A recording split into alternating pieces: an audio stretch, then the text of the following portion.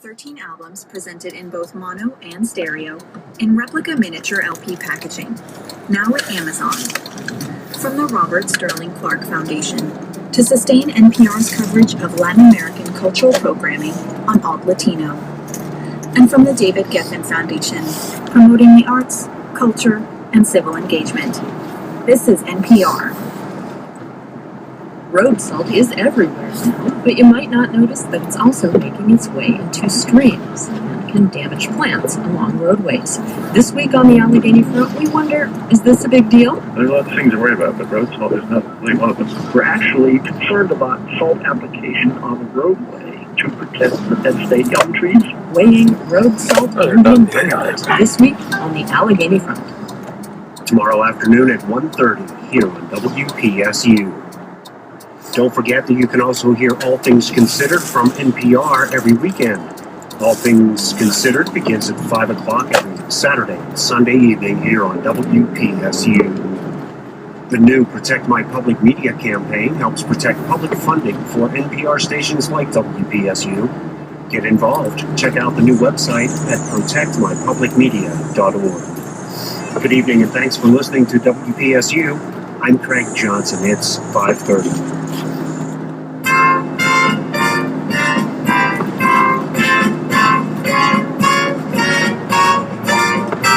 It's All Things Considered from NPR News. I'm Melissa Blanc. And I'm Robert Siegel. Coming up, the Afghan government releases dozens of prisoners over U.S. and NATO objections. Afghan officials tell us they've reviewed the evidence that's been presented and they find no reason to continue to detain them. NATO calls it a step back for the rule of law. First, this news. From NPR News in Washington, I'm Winter Johnston.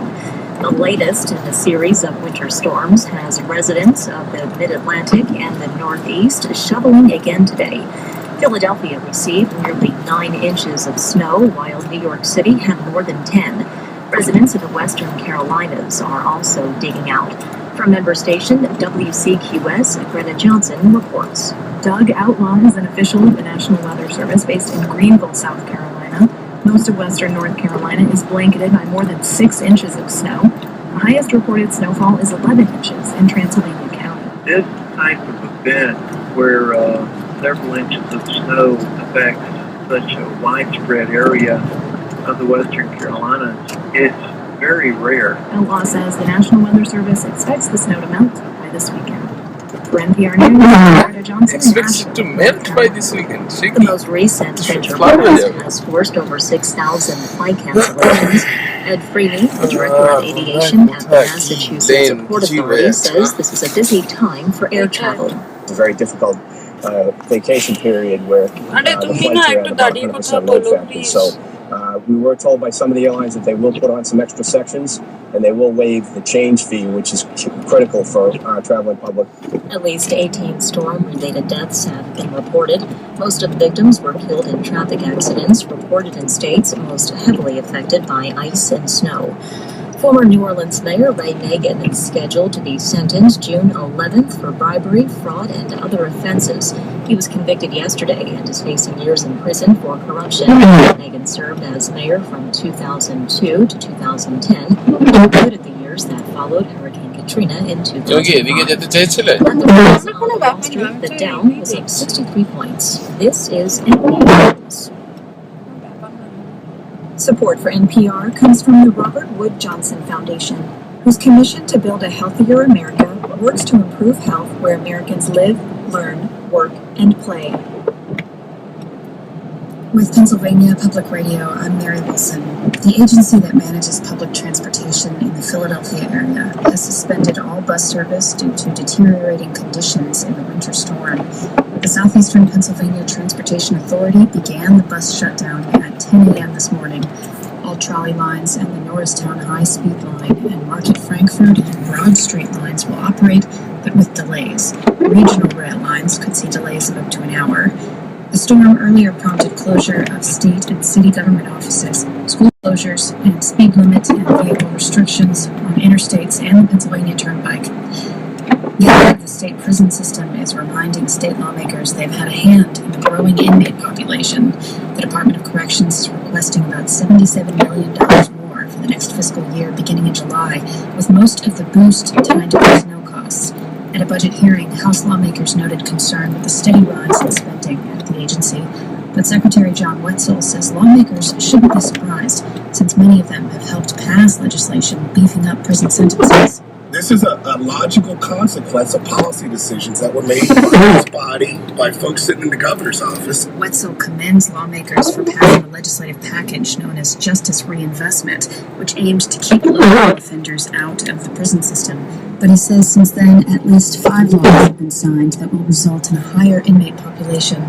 The agency is also asking for a $20 million supplemental budget boost for the current fiscal year, in part to help cover a population that hasn't shrunk as quickly as expected. I'm Mary Wilson in Harrisburg.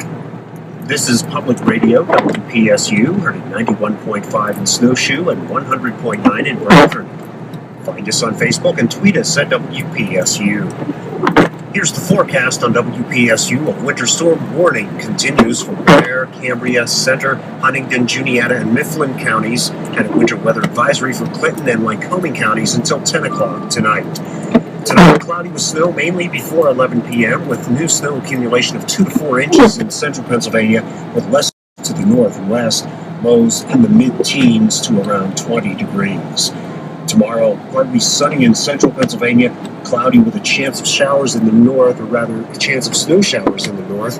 Highs tomorrow in the upper 20s to mid-30s. Tomorrow night, cloudy with snow showers likely and lows in the mid-teens to near 20 degrees. Saturday, cloudy with snow showers and highs in the upper 20s. Or rather, Saturday, cloudy with snow showers and highs in the upper teens to mid-20s. From NPR News, this is All Things Considered. I'm Melissa Blau. And I'm Robert Siegel. The Afghan government has released dozens of prisoners from a top detention center this week. That move is aggravating already bad relations between Kabul and the U.S. and NATO. Prisoner releases are one of the major sources of friction as U.S. and allied presence in the country winds down. And these 65 prisoners are accused by the West of plotting and carrying out bombings and other attacks. They're estimated to have killed more than 30 coalition military personnel, as well as more than 20 Afghans. To learn more about the prisoners and the reaction to their release, we're joined by Nathan Hodge of the Wall Street Journal, who's in Kabul. Welcome to the program. Thank you. President Karzai has wanted to release these men and others for weeks now, despite warnings from senior U.S. and NATO officials.